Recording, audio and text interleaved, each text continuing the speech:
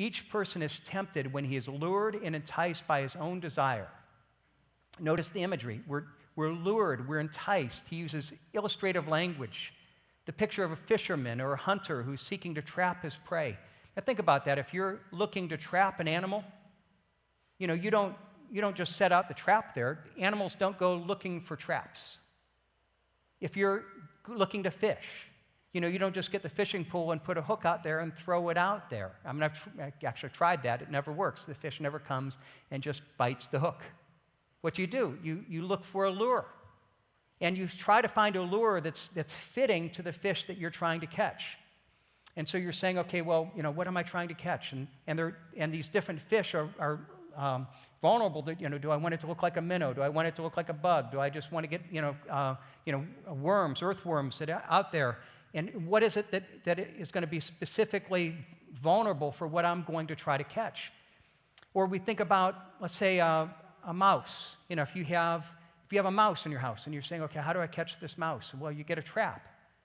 Well, you don't just set a trap out. If you set a trap out, the mouse doesn't go looking for traps.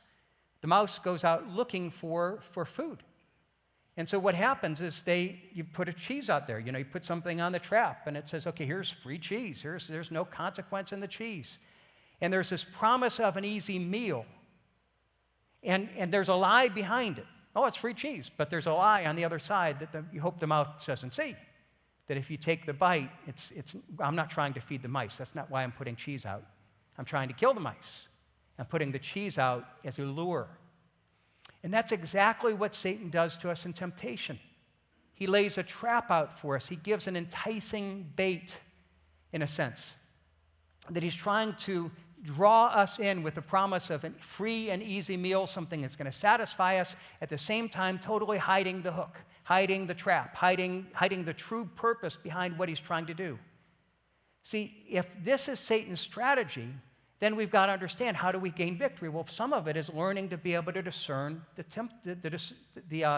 temptation, to discern the lie.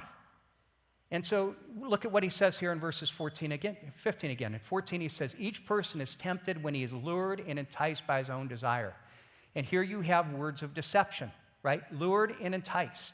It's all about deception. And now he comes in verse 16 and he says, do not be deceived, my beloved brothers. And what he's saying is, understand that it's all about the lure and deception. And to not be lured and enticed, to not be deceived, we understand what the deception is. And that's what he develops here now in these last verses. And what is the lie? What is the deception? Now look at 16 and 17.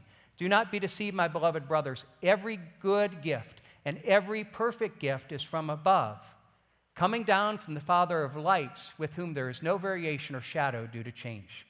And what he's saying here is the lie is about the character and nature of God.